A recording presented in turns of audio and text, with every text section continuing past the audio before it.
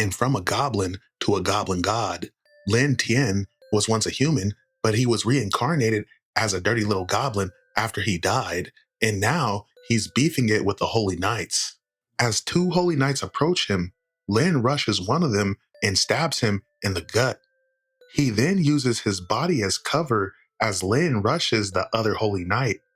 Lin tosses the body aside while leaping into the air. With elven dagger in hand, Lin deals a devastating blow on the Holy Knight. Now, as Lin is about to finish off this Holy Knight, the knight is on the ground begging for his life like a little bitch.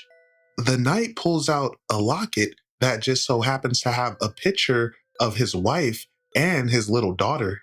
Now, Goblin Lin decides to show mercy to this little Holy Knight bitch boy.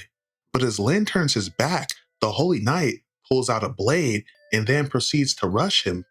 But Goblin Lin pulls out a blade of his own and then proceeds to remove the Holy Knight's head from his body.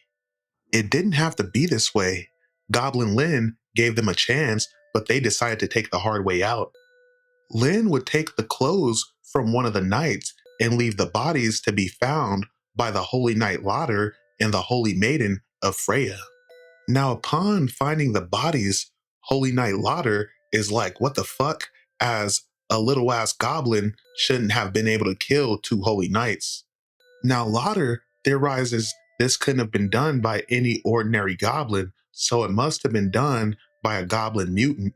But the Holy Maiden of Freya is actually turned on by the thought of a goblin mutant, as she can't wait to catch it and torture it. But elsewhere in the forest, Goblin Lin finally gets a moment to rest. He thinks to himself that he knows in order to level up as a goblin, he needs to mate with humans or devour them. He plans on finding human and elf women in order to impose his will on. That way, he can breed strong offspring and expand his influence.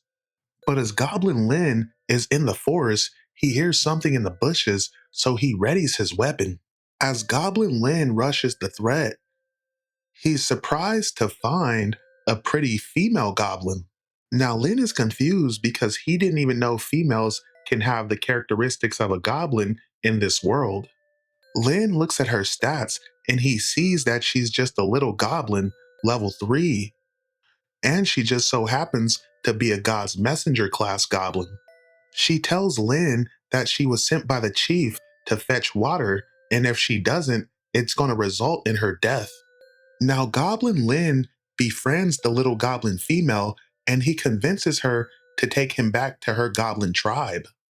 Now, upon reaching the tribe, Lin and the female would be confronted by a slew of little goblins wondering, who the fuck is this guy? But Goblin Lin explains to the little goblins that he's here to join the tribe and he wants to speak to the leader. Now, the little goblins are hearing none of it and they just plan on killing him, seeing as he is an outsider. But the female goblin hops in front of Lin and sticks up for him, yelling that he's not a bad guy.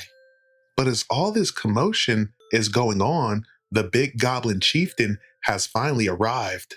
The big goblin is a level 25 priest class goblin with the title of breeding machine, sly old fox, and God's blessing.